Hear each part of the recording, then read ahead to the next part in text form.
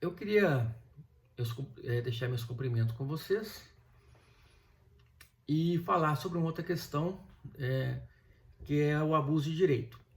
É que nesses tempos tão complicados que nós estamos vivendo, as pessoas têm falado com uma certa frequência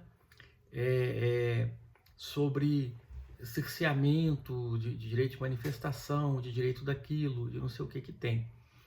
E a gente fala muitas vezes sobre essa questão dos direitos fundamentais e é preciso que as pessoas entendam, né, que eles não são ilimitados. Eu já falei em vídeos anteriores, não vou repetir tudo aquilo, mas eu queria abordar isso sobre um outro prisma, de uma outra forma agora, né? Queria falar sobre uma outra questão. Não sem antes pontuar que existe um fundamento que baseia muito os constitucionalistas, que é o que eles chamam de paradoxo de Popper, né? De Karl Popper. Quer dizer, a democracia tolera tudo, menos o ataque à democracia, a tentativa de destruição da democracia.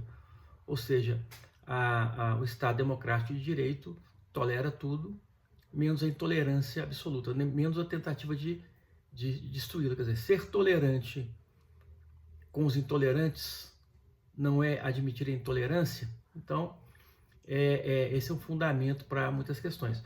Mas eu queria falar com você sobre a ótica do abuso de direito, que é uma teoria já acolhida pelo nosso Código Civil, que já vem sendo acolhida há muito tempo pela jurisprudência, que remonta à Roma Antiga e que começou a surgir com mais vigor no final do século XIX, início do século XX, pela jurisprudência, inclusive nos Estados Unidos, baseado na ideia de que o direito é criado para proporcionar o bem comum, o bem-estar, pelo menos o bem-estar daquele titular, e não pode ser empregado para causar dano a outrem. Então, eu não posso, por exemplo, porque eu tenho um bom aparelho de som para ouvir música, colocar esse som às alturas de madrugada.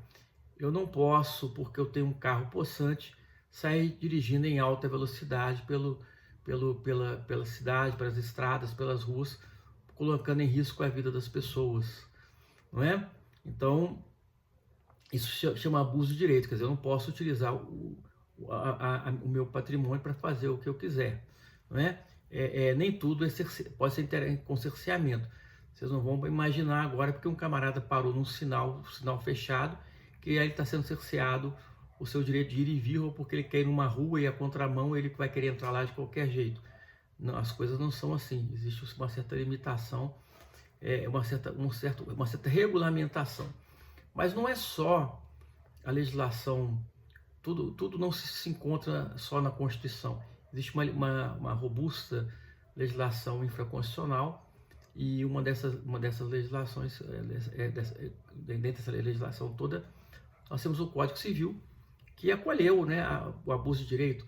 Voltando ao exemplo mais clássico do abuso de direito que a gente tem, é essa situação, por exemplo, da pessoa que tem uma nascente de água e quer impedir que o curso d'água corra para o terreno vizinho, abastecendo o terreno vizinho.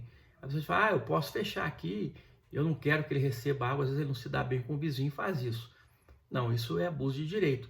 Ele tem a sua propriedade para o seu uso, gozo e disposição, e não para causar dano a outro. Então você tem a sua liberdade de manifestar, de falar, mas não para causar dano a outro, mas para que você possa manifestar suas ideias, não é falar o que você pensa, trazer benefícios não só para você, mas para a comunidade. Então vou dizer para você, o artigo 186 do Código Civil diz exatamente o seguinte: aquele que por ação ou omissão voluntária, negligência ou imprudência, violar direito e causar dano a outrem, ainda que exclusivamente moral, ainda que exclusivamente comete ato ilícito. Então, vejam bem, se você pratica um ato, ou você é uma conduta que pode ser omissiva ou comissiva, e isso é marcado por negligência, ou imprudência e isso causa dano ao direito de outro, e você vai responder por isso, porque você comete um ato ilícito, ainda que esse dano seja só na esfera moral. Entenderam? Então imagina, já na esfera moral. Mas o artigo 187, que vem em seguida ao 186, diz o seguinte: também comete ato ilícito titular de um direito que, ao exercê-lo, excede manifestamente os limites impostos pelo seu fim econômico e social, pela boa-fé e pelos bons costumes. Então, se você se vale do seu direito como titular de um direito e começa a exercê-lo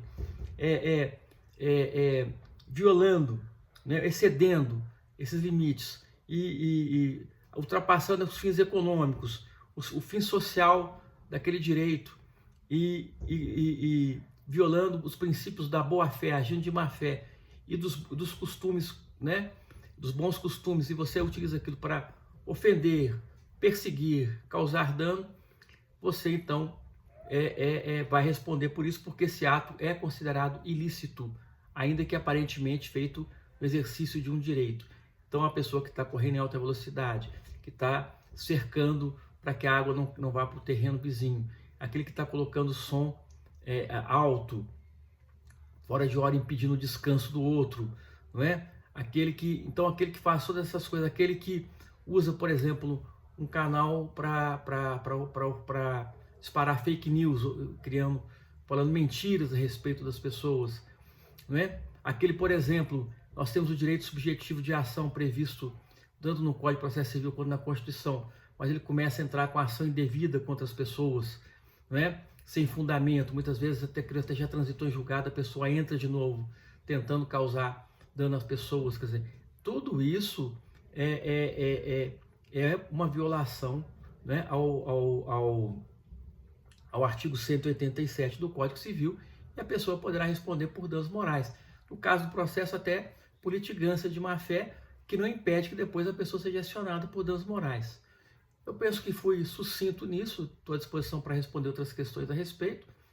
Agradeço muito, peço que deem like e que se inscrevam no canal. Muito obrigado.